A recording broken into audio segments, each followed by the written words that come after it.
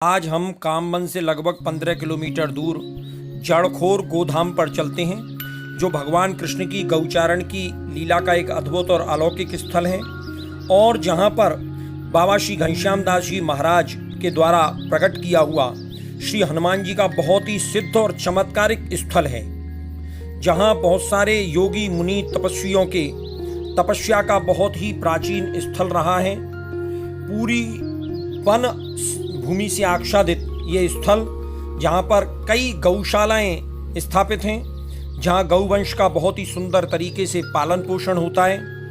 और सबसे प्रमुख जो स्थान है वो श्री घनश्याम दास जी महाराज के द्वारा प्रकट किया हुआ श्री हनुमान जी का अलौकिक और अद्भुत चमत्कारिक स्थान है, जहाँ पर दूर दूर से श्री हनुमान जी के भक्त इस अद्भुत और अलौकिक श्री हनुमान जी के दर्शन करने के लिए आते हैं।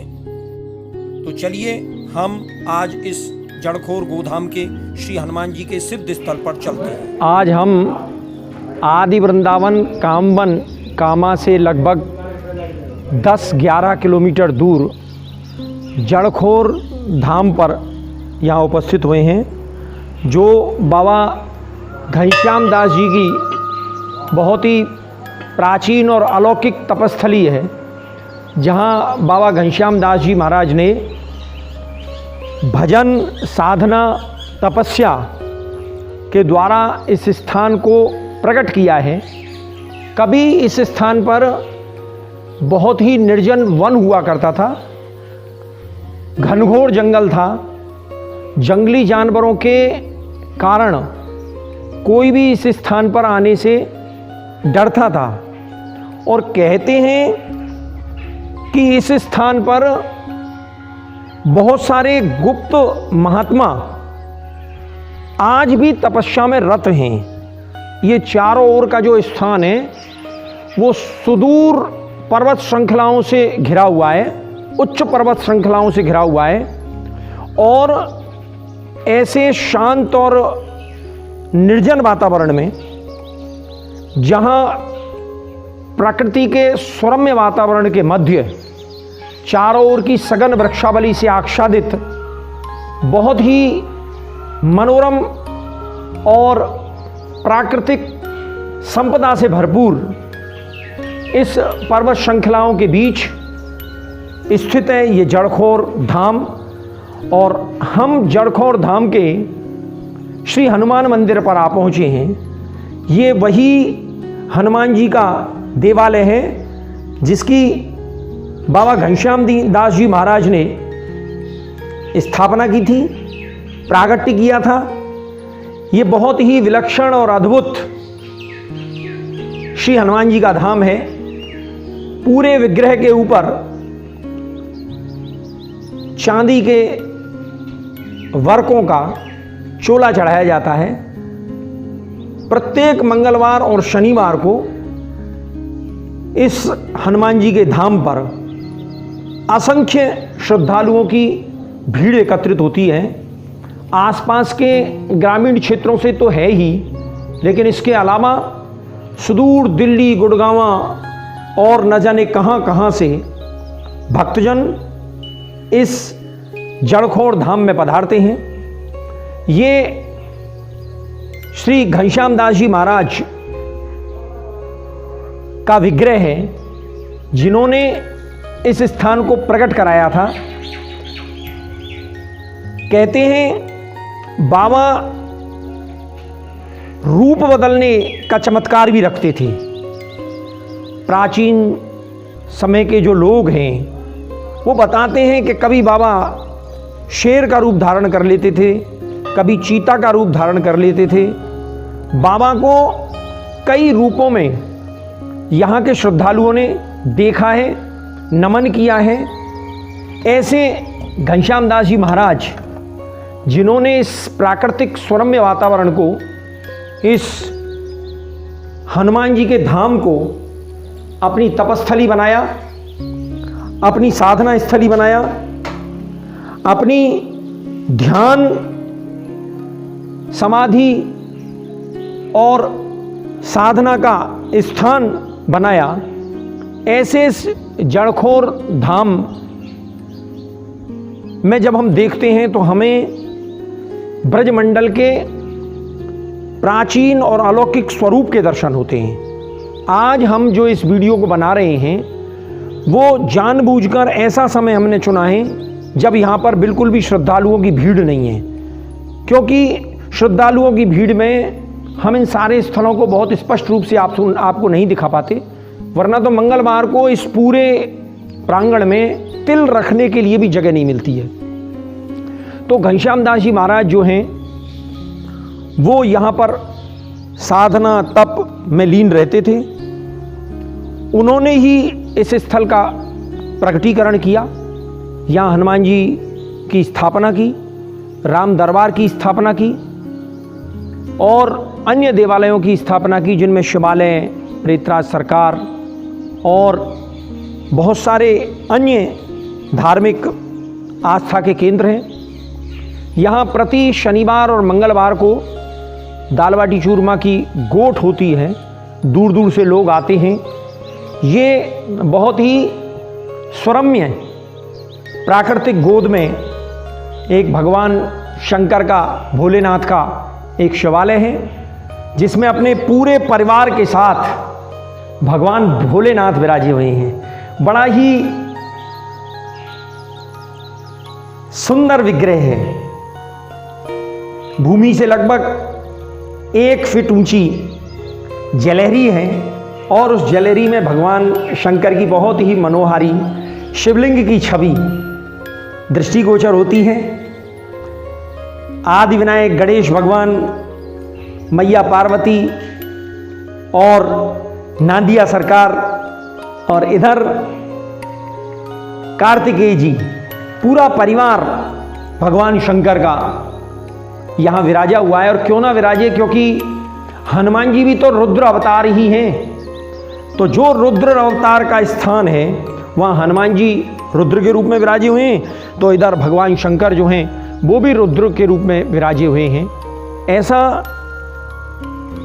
बहुत ही अद्भुत अलौकिक ये स्थल जो चारों ओर वन प्रदेश से, पर्वत श्रृंखलाओं से घिरा हुआ है, ऐसे इस स्थल के दर्शन करके दूर दूर के वैष्णव, धर्मावलंबी और जन जन के आस्था के केंद्र इस बाबा घनश्याम दास जी महाराज के इस स्थल के दर्शन करने के बाद हम आपको लिए चलते हैं बाबा घनश्याम दास जी की उस गुफा की ओर, जहाँ वो भजन, साधना और तपस्या में लीन रहते थे और जहाँ उनके शिष्य सेवकों ने एक बहुत ही सुंदर उनका स्थल बनवाया है।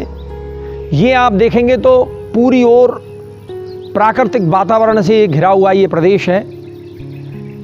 दूर दूर तक ऊंची ऊंची पहाड़ियाँ यहाँ की प्राकृतिक छटा की कहानी कहती हैं।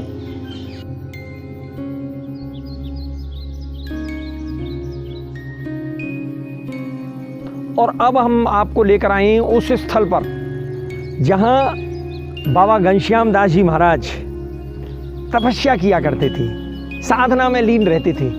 देखिए कितना सुरम्य वातावरण है, ऊंची ऊंची पर्वत श्रृंखलाएं हैं और उन पे हरे हरे वृक्षों की कतार, यहाँ की असीम शांति, यहाँ का प्राकृतिक वातावरण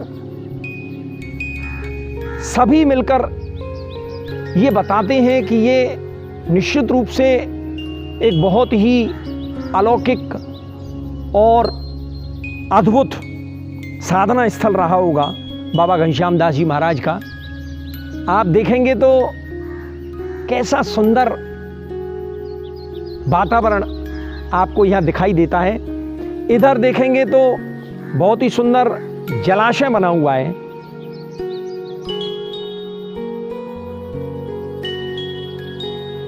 और अब हम आपको लिए चलते हैं बाबा घनश्याम दास जी महाराज के उस साधना स्थल की ओर, जहाँ कभी बाबा घनश्याम दास जी तपस्या किया करते थे, साधना में लीन रहते थे।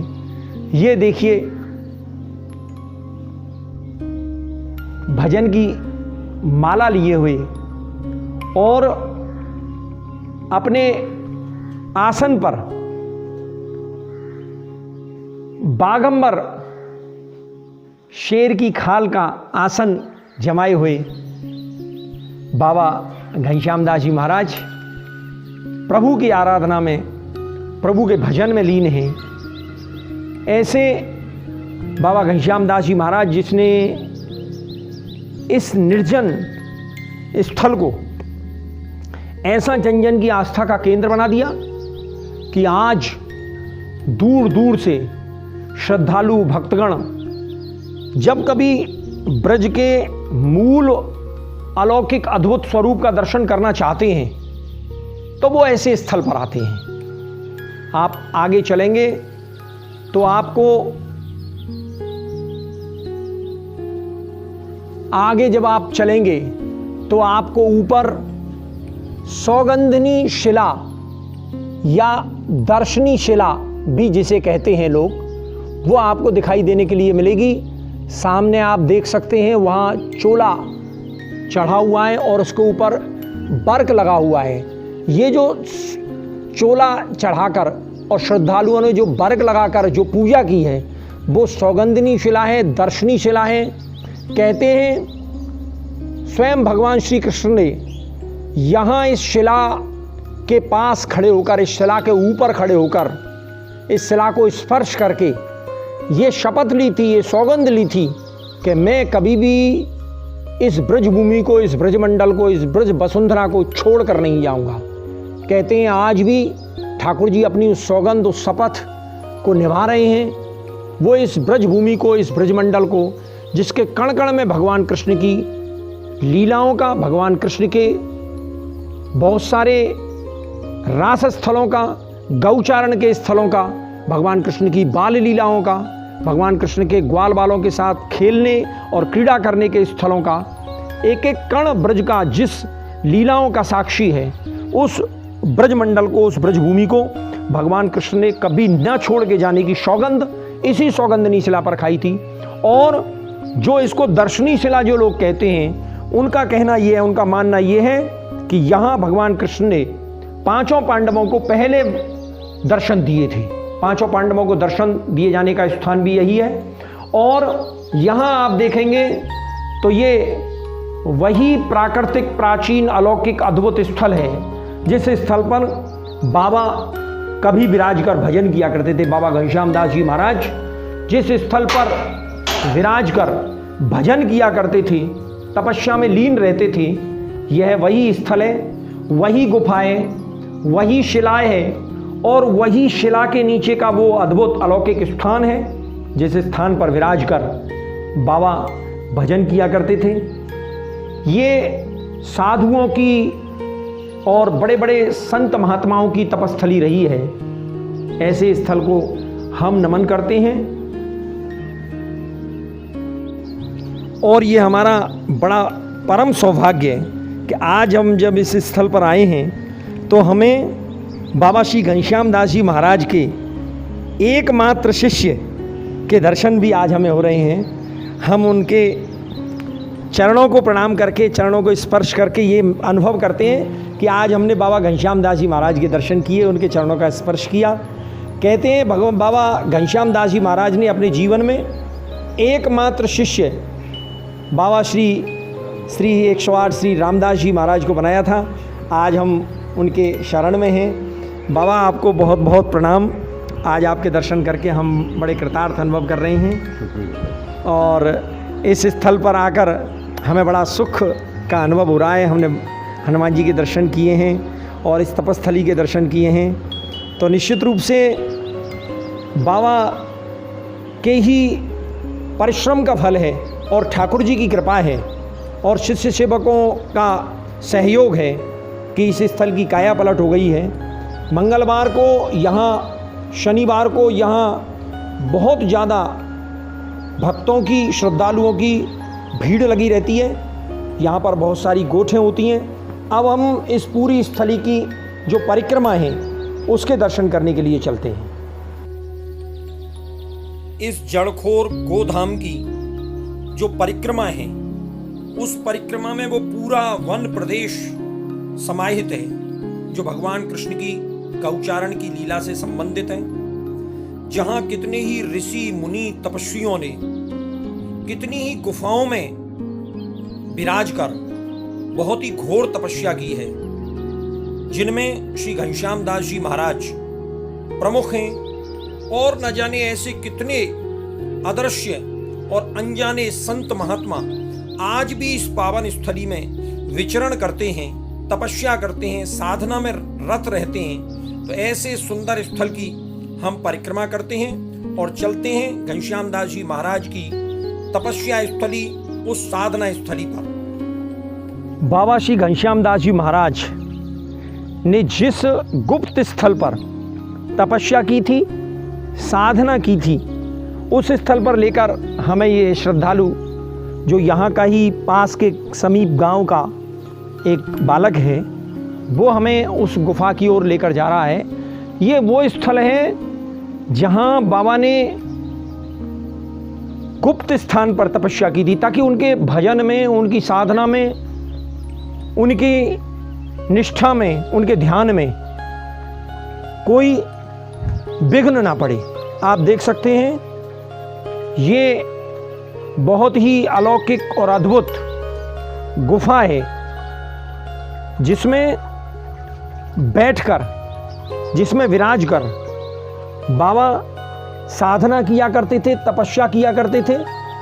यह वह गुफा है, निर्जन स्थान था और इस स्थल पर बाबा घनश्याम दास जी महाराज विराज कर तपस्या किया करते। एक इसी गुफा में दो स्थल हैं, एक इधर है, एक इधर है। और यहाँ आप देखेंगे तो ये कल कल करके झरना बह रहा है। एक बहुत ही सुरम्य वातावरण में कल कल करके झरने के बहने की, जल के बहने की आवाज, और दो स्थलों से लगातार पानी बहकर इस पर्वतीय क्षेत्र में पहुंच रहा है। और ये शिला आज भी लोगों की आस्था का केंद्र है। और इस आस्था को नमन करने के लिए, इसका वंदन करने के लिए आज भी श्रद्धालु बहुत भारी संख्या में आते हैं। बाबा के आराध्य, बाबा के इष्ट श्री हनुमान जी महाराज का स्वरूप यहाँ भी विराजित है, क्योंकि बिना बजरंगबली, बिना पवन पुत्र, बिना अंजनी पुत्र के बाबा का ध्यान कैसे प्रभु की आराधना में लीन रह सकता है। क्योंकि कहते हैं कि अश्वत्थामा बलिर्व्यासो हनुमानश्च विभीषण कृपः परशुरामश्च सप्तैते चिरजीवन। ये जो 7 चिरंजीव हैं, उनमें से श्री बजरंगबली चिरंजीव हैं। और जब तक इस पृथ्वी पर भगवान राम का स्मरण लोग करते रहेंगे, तब तक श्री हनुमान जी इसी पृथ्वी पर विचरण करते रहेंगे। घनश्याम दास जी महाराज जैसे परम तपस्वी संत के तपस्थल पर बजरंगबली इसी तरह से विचरण करते रहेंगे। बाबा घनश्याम दास जी महाराज की एक दूसरी गुफा है, जिस गुफा में बाबा भजन किया करते थे। और सूक्ष्म रूप में, चूँकि मैंने आपको बताया था कि बाबा जो है वो रूप बदलने की विद्या जानते थे, चमत्कार उनमें था, तो बाबा बड़े ही सूक्ष्म रूप धारण करके इस गुफा में प्रवेश करते और पता नहीं किस जीव के रूप में अपना शरीर धारण करके और फिर यहाँ बाबा भजन किया करते थे।